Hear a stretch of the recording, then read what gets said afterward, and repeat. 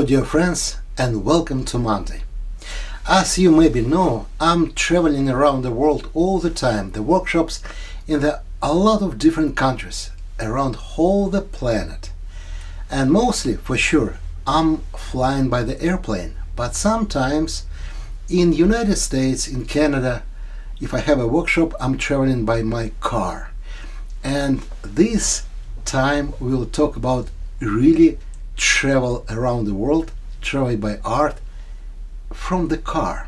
That picture you can see right here was taken then I driving in United States, and it was like a 7 hours trip, and it's about the road. This time it's definitely about travel.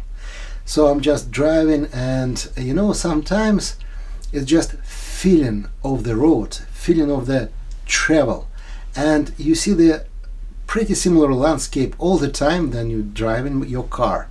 And that's exactly what we will have today. So as usual, we don't use a pencil, and I will try to explain my feeling about travel in the car on the road. That's again truly travel by art in the car. As usual, we need just a good music, piece of paper, no sketching, and I will try to explain my feeling about the road.